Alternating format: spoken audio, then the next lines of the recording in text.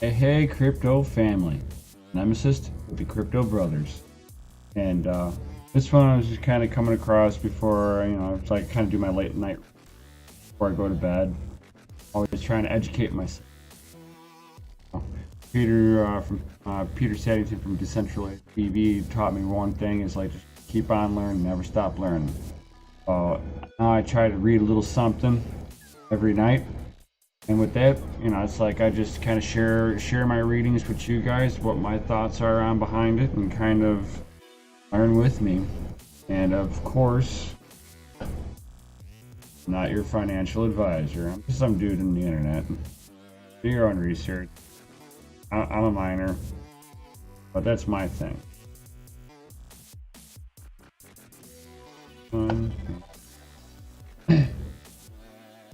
And being a miner, this one kind of hit me a little interesting. I didn't read it yet, but crypto mining becomes less profitable, shifts towards bigger players, report shows.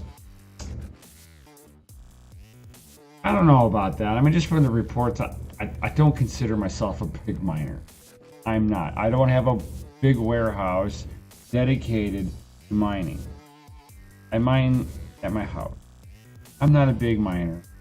And am I profitable? Yes. Am I as profitable as I could have been last year? Not, but I only got into it this year. So I can't sit there and FOMO over what I couldn't get involved with. So all I do is I move on from there, but according to my numbers, still profitable. Make more than what it cost for the electricity. I'm not going to get rich overnight, but I have been seeing a lot of miners that are in higher electric areas turning off their rigs until the cryptocurrency comes back to where it's profitable for them. For those people, it is going to weed out those. But if there's any big miners in those areas, they've already left a long time ago. They're already in cheaper areas. But let's dive into this one, see where these people think of it. So Bitcoin miners' revenues for the first 6 months of 2018 have surprisingly surpassed results in 2017. But the miners themselves see little profit. Weekly crypto outlet Dyer reports Monday. As per the Dyer report, the rewards and fees for Bitcoin miners have already reached 4.7 billion in the first 3 quarters of 2018, or around 1.4 billion or more than the profits in 2017. Miners still gain 54,000 Bitcoin monthly, the outlet. However, mining is gradually becoming profitable only for big guns, as electricity prices are constantly increasing. Dyer assumes assessments shows that miners paying retail electricity prices have shifted towards unprofitability for the first time since this September. And that's exactly what I was just saying. So I mean, for the people who have, let's say,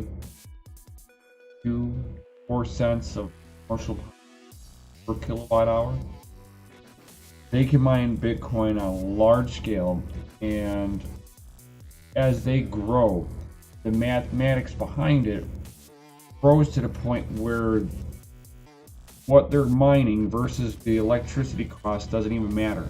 The electricity cost will start to become a drop in a bucket compared to how much they're going to grow. So it really kind of depends for where your electric costs are. I mean, for someone like myself, where I'm at, we pay about 10 cents a kilowatt, 10 to 12 cents a kilowatt hour in my area, depending on who you're going through.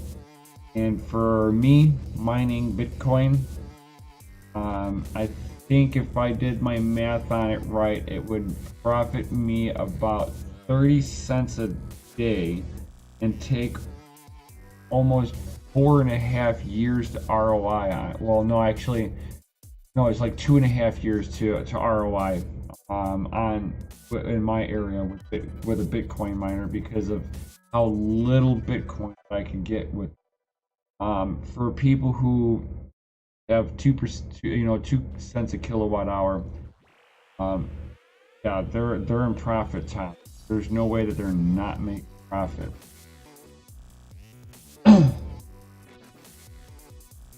Let's see, where was I? All right.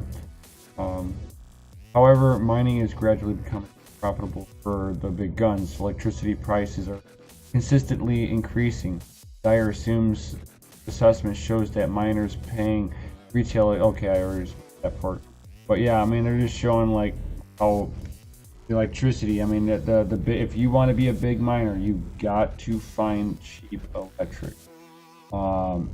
I've heard of a few areas that I might look into, but of course, us miners, we're not going to divulge at where we're looking at because we don't want people to find where our big facilities might be.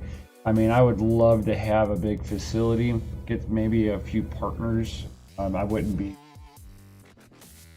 shoot it down if the right people talk numbers and cents to me, and kind of partnered up that way. But I mean, stuff like this is, what they're talking about is that you're going to see the smaller people partner up and make a bigger conglomerate, and then they're going to go for electric areas. So you're going to kind of see a shift like this. So I guess they are kind of right. I guess my initial assessment's was a little off. Bitcoin mining has, at least for now, and most likely in the future, moved into courts of bigger players with deep pockets. But this only pertains towards like Bitcoin, or B-Trash, or something like that. However, even major companies might have to adjust their businesses, according to Dyer. For instance, Chinese mining giant Bitmain, which received 95% of its revenues in 2018 from sales of mining, is acting like a swinging producer and opening pools in the U.S. in order to keep the network of profitability for miners. As Dyer wrote in the same weekly issue, San Francisco-based cryptocurrency exchange Coinbase, U.S. dollar volumes have hit a one-year low in the third quarter of 2018.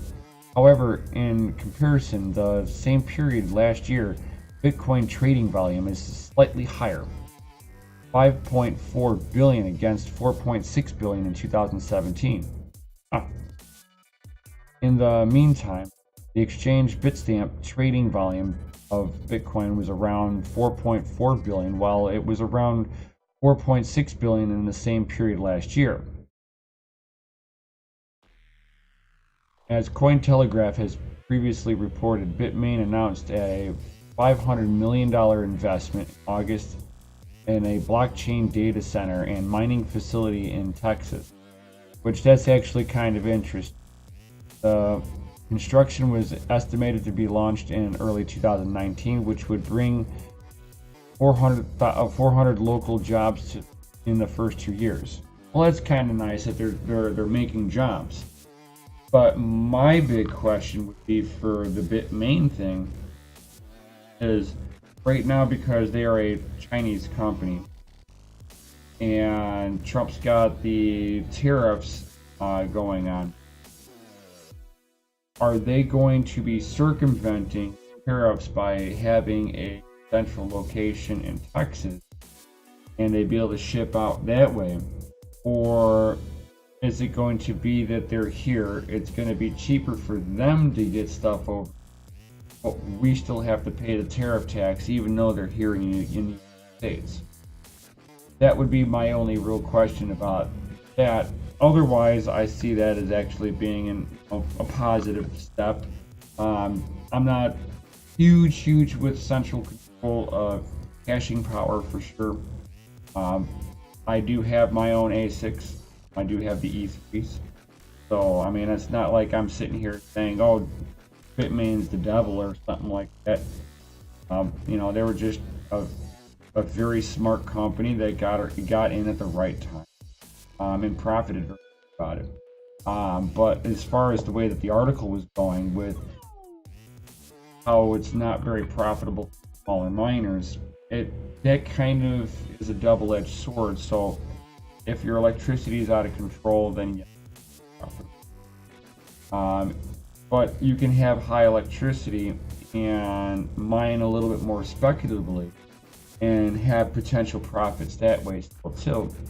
So it kind of depends on how you slice and dice it. Depends on how you can squeeze out some profits. Are you going to become multi-millionaires if you're at the small level with high electricity mining the wrong coin? No.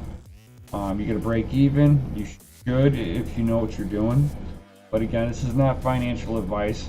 But if anybody has any kind of questions or anything like that with this, certainly drop a comment in down below. If you guys want to know anything else about mining or any kind of mining information, certainly drop any of those comments down below. And while you're down there, smash that like button and hit the subscribe and the bell notification. Share this video with everybody.